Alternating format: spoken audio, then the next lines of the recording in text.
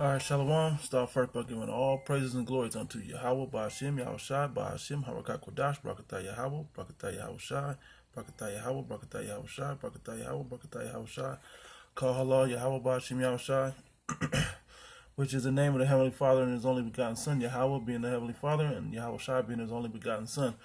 You have now clicked on a great millstone video on the brother Shaquat from the Las Vegas camp, and I just want to kind of get into well, I had a video set up to be done, a lesson to go over about how these women will trap you. But as beautiful as the spirit is, this guy, Jesse Williams, the guy, the black activist, Black Lives Matter activist, spoke out at an award show and everything.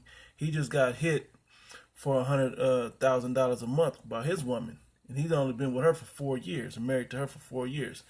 And so the brother in our camp, the head of our camp, Brother Karatazah, did a video basically going into that. And what makes it such a beautiful thing is that when he went into that video, he pointed out how, you be a fool. We don't condone marriage in this white man society.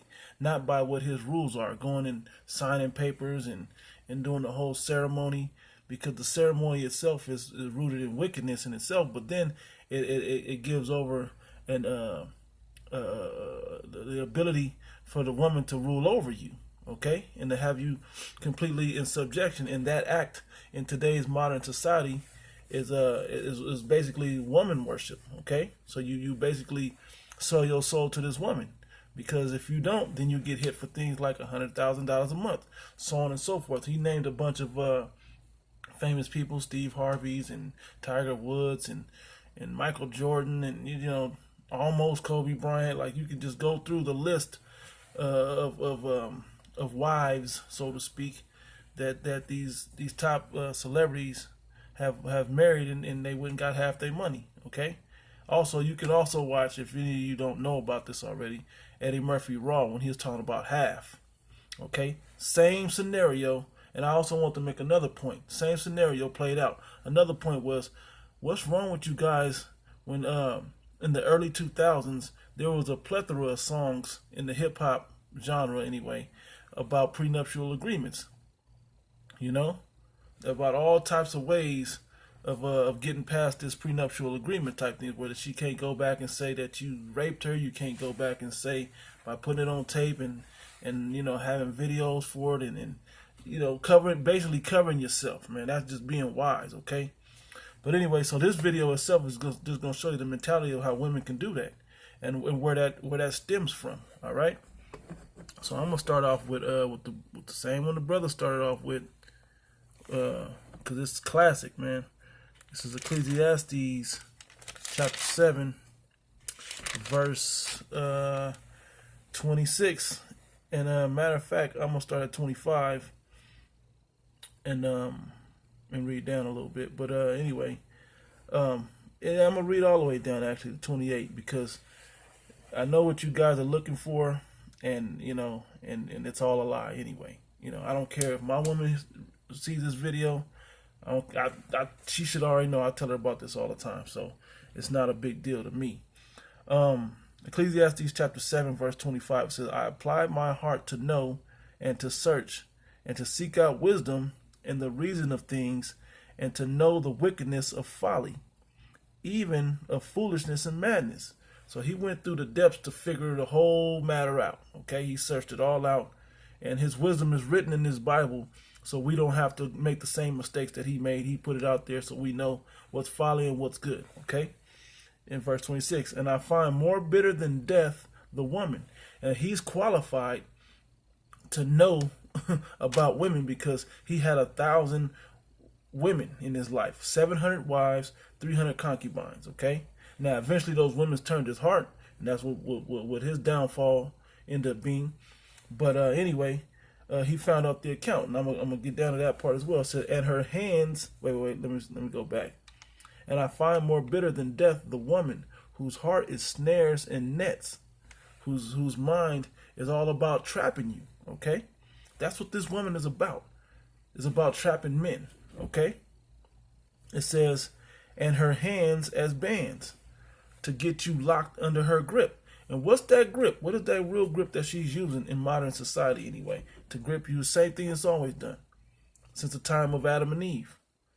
Is that vagina, that box, that kubah. That's always what they're trying to trap you with, thinking that all this sex is the best sex ever. And yeah, I ain't gonna front with these women. They'll lock you in with that because the whole connection to it is where their mentality and their mind will be at. But the moment they see that opportunity to get advantage of you, they take it. Okay? Right when you get comfortable, well, I don't have to worry about my woman. That's when she gets you. Every time. That's why it's not okay to put yourself in a humble position to these women. You know, not to these women. No, don't put yourself in subject to women. Okay? And that's basically what this video will be about. And these lessons of these other entertainers and famous people that have gotten trapped up by these women is all about. Okay? When you see the examples, all right?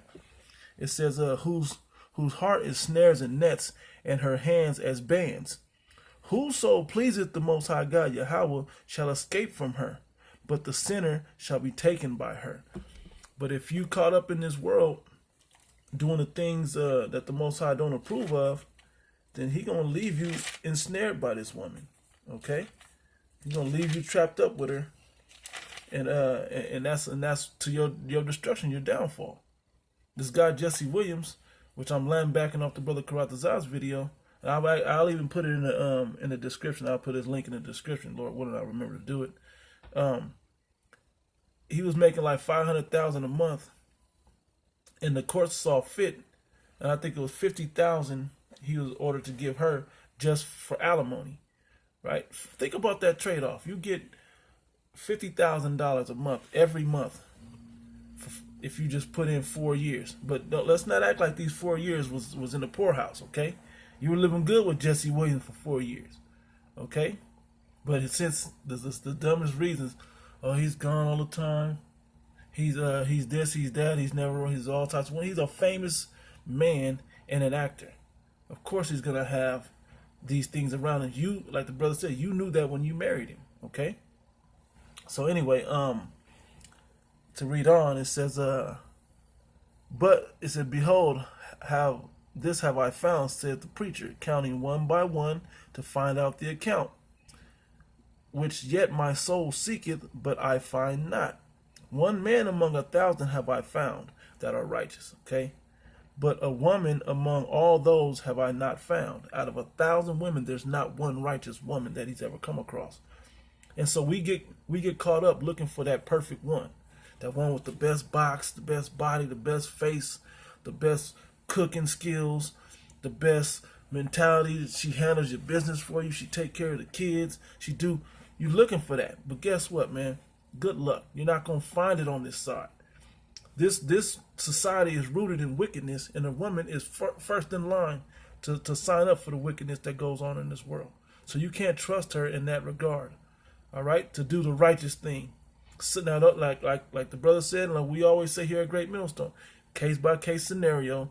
You may find one that's doing right by you, but if you want them to be the top level, ultimate, in fear of Yahweh, by Hashem Yahushai, forget about it. Okay, forget about that.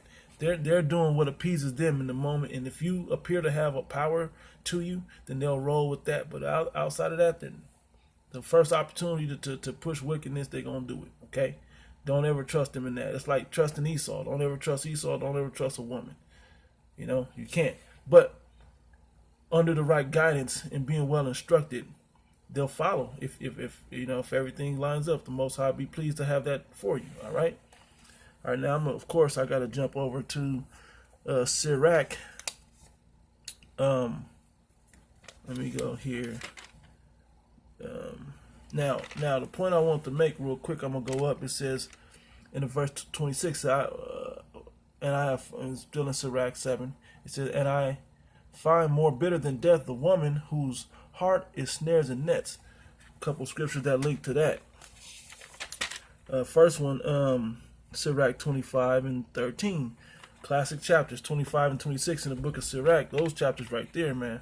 They give you the whole, the wickedness of a woman, man, in 2 chapters, man.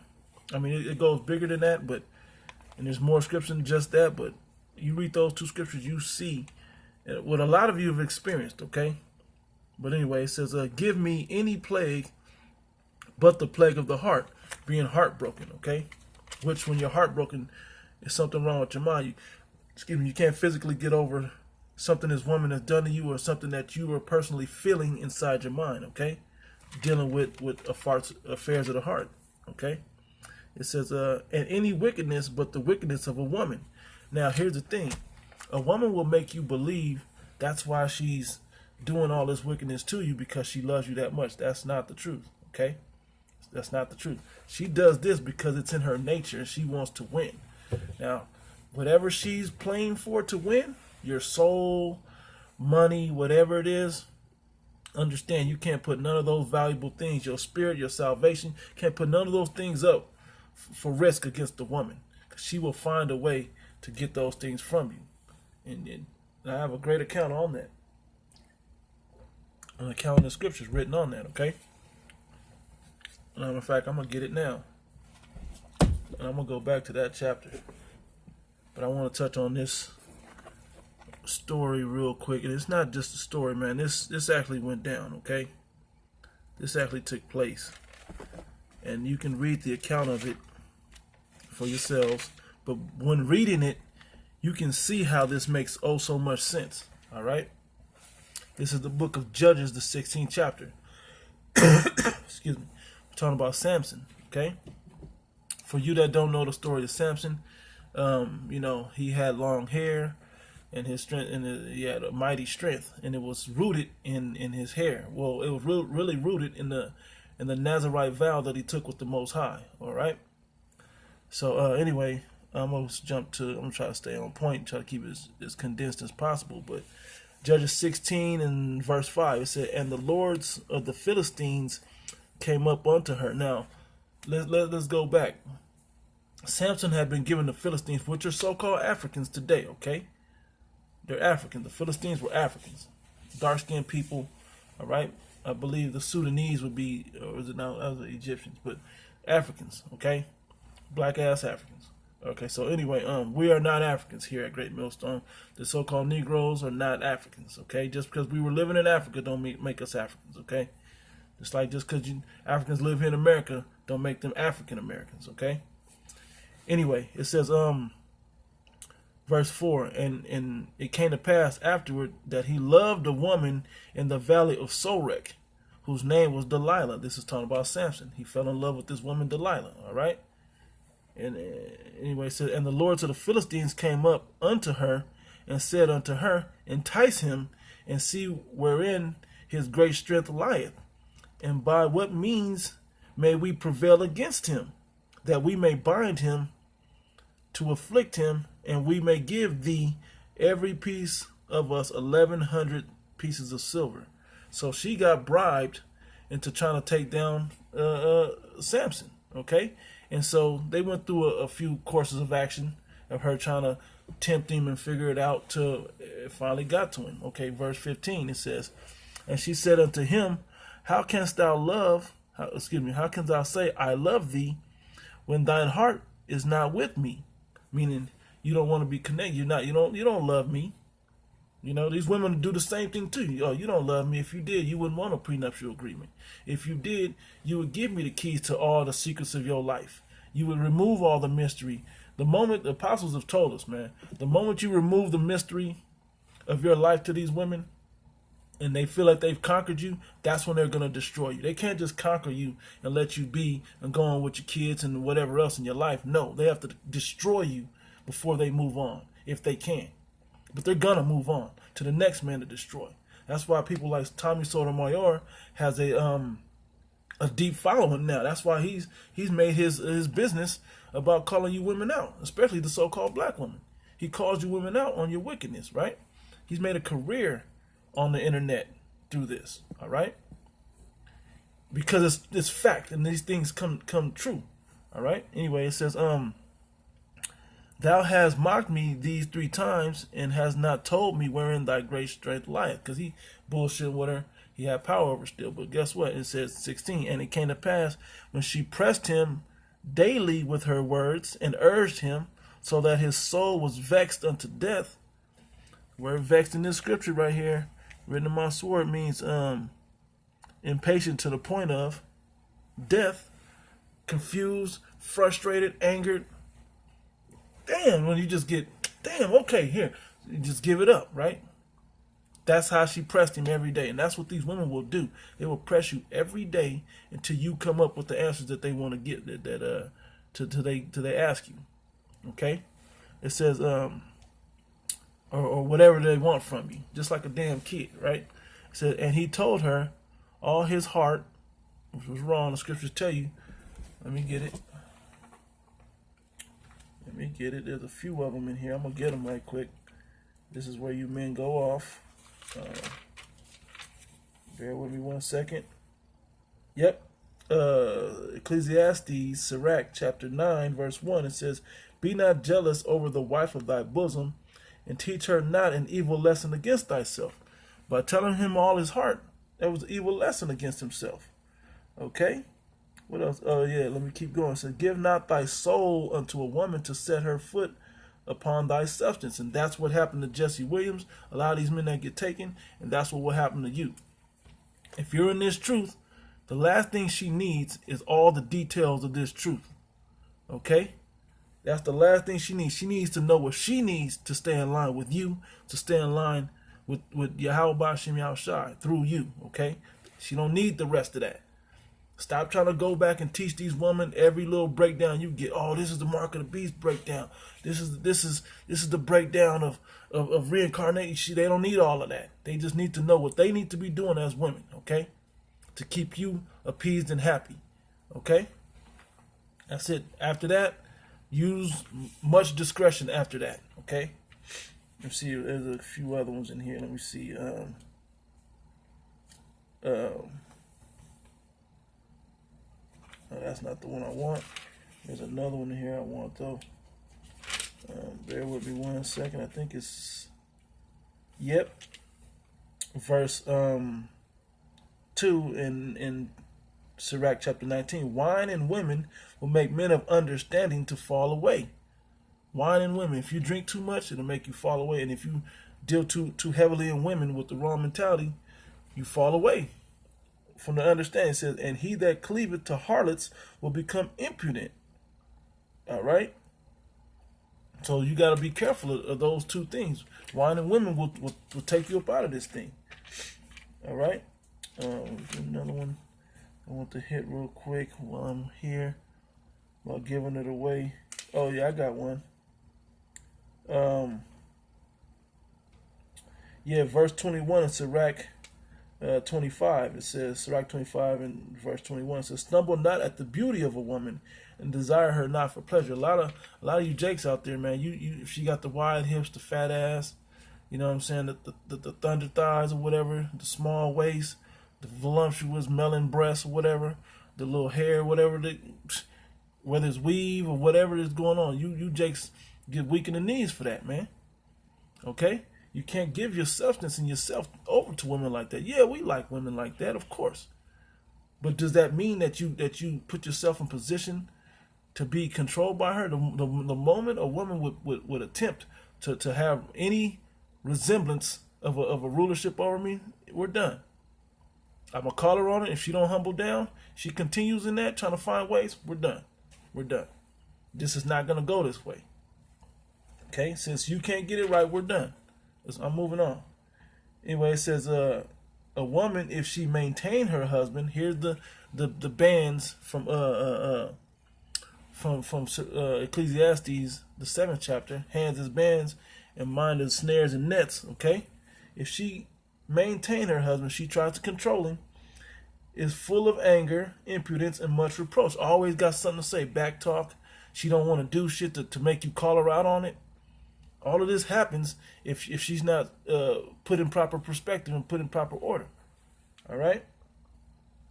It says, a wicked woman abateth the courage, maketh a heavy countenance and a wounded heart. And that's what it said, right? And he didn't want to be of a wounded heart. Talking about Solomon. Okay, because we're going to go back to that. It says, a woman that will not comfort her husband in distress maketh weak hands and feeble knees. All your strength and the things you do won't come to full fruition. Okay? A lot of men have been broken by women. right? It says, yep, let me read 24. Of the woman came the beginning of sin, and through her we all die. Now let me go to Esdras, first Esdras, straight to the point. First Esdras chapter 4, verse 22. Now I remember ICGJC when they came here to Vegas. They was on the radio station, right? And they had women on here teaching. This is all out of order, but they went out there pushing a message that women are supposed to have some type of rule over you, which is not true. Okay? Black culture wants women to rule over men because that seems like what it's supposed to be, but that's far from what it is. As a king, you stand up. The king is always over the queen. It's not a dual hierarchy. It's just for the man. Okay? And then she follows as a top woman. As Patrice O'Neal says, the queen is just the king's bitch. In the words of Patrice O'Neal, the queen is just the king's bitch. That's it. That's his woman. That's it. Nothing special. She's not making big decisions and all of that stuff, when he's right there. All right? It says, First Esdras chapter 4, verse 22. By this, you must also know that women have dominion over you. Do ye not labor and toil and give and bring all to the woman? Right? You do everything for these women. And what do? They stab you in the back, man. They take all your substance. The moment you show the weakness, they get you. Let me jump down to verse 25. Wherefore a man loveth his wife better than father or mother, those that gave birth and nurtured you up, and gave you your whole inheritance and everything, right? It says, yea, many there be that have run out of their wits for women and become servants for their sake. Jesse, come on, man. You was doing good last year or whatever, how many years ago that was. You spoke up after the war ceremony. And then they didn't got to this bitch, and now, all of a sudden, she's taking you for $100,000 a month. $100,000 a month. That's $1,200,000. That's Come on now. Come on now. Come on now. That's over $1 million a year. Okay, 12 times 100,000. Come on. That's overkill. 2 kids, a 4-year-old and a 2-year-old. Come on now. That's crazy. 50,000 that goes just for her, and another 50,000 for the kids. Come on now, that's ridiculous. Nobody needs to live on that much, okay? Just for being married to an actor or whatever activist actor, whatever else he did, Anyway, it says, many also have perished, have erred and sinned for women. That's the problem. A lot of you put yourself in a weak position to deal with women. So we're going to explore that back with Samson, okay? And that chapter goes on, too. You guys can read more into there. So back at Judges 16 and verse 17, that he told her all his heart and said unto her, there have not come a razor upon my head, for I have been a Nazarite unto Yahweh from my mother's womb. If I have been shaven, then my strength will go from me, and I shall become weak and be like any other man. And be weak as all the rest. Okay?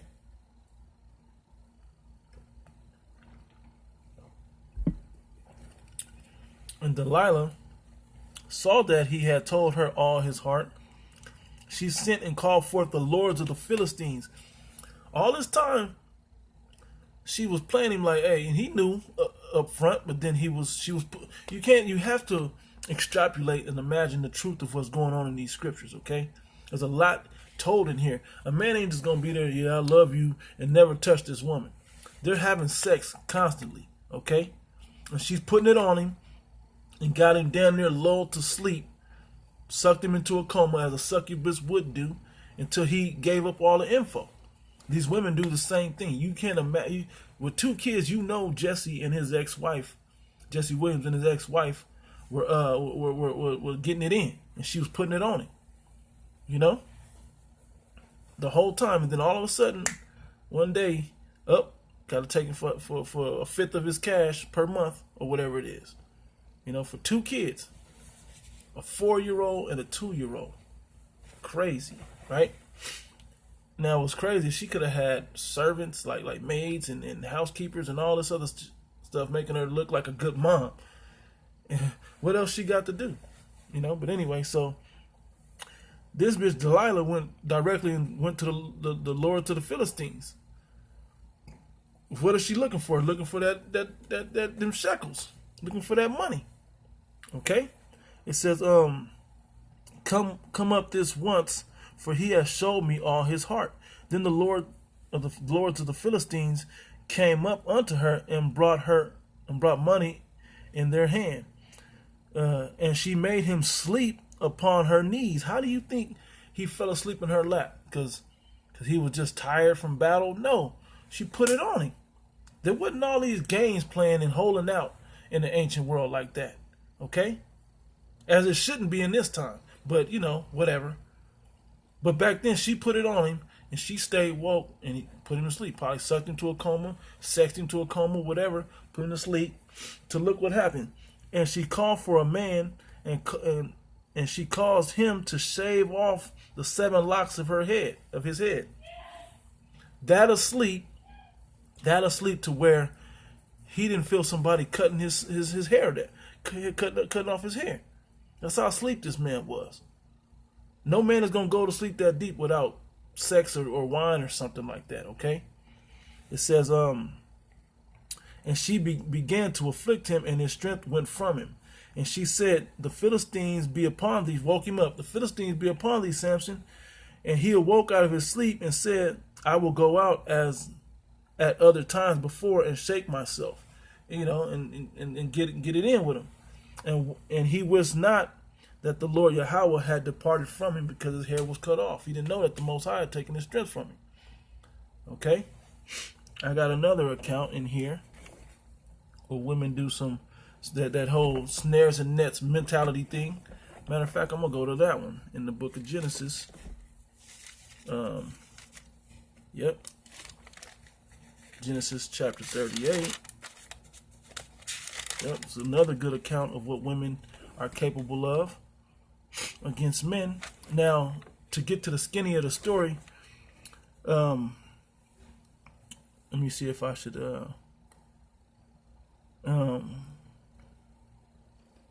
yeah, right here. So Judah, or this is about Judah, right? And so Judah tried to buy his son, got his oldest son, a wife, right, named Tamar, all right? And his oldest son, had been a wicked man, so the Most High killed him. So what did he do next? Verse 7 says, and Judah's firstborn, was wicked in the sight of the Lord Yahweh, and the Lord slew him. And Judah said to Onan, the next son, go in unto thy brother's wife, and marry her, meaning have sex with her, and raise up seed to thy brother, and raise up seed, and name him after thy brother, for his house and his wife. So he has one like him. The closest, it was his brother since he was dead. You go ahead and be with her, so she have a son, so she could live with that son as far as the son goes, because the father's dead.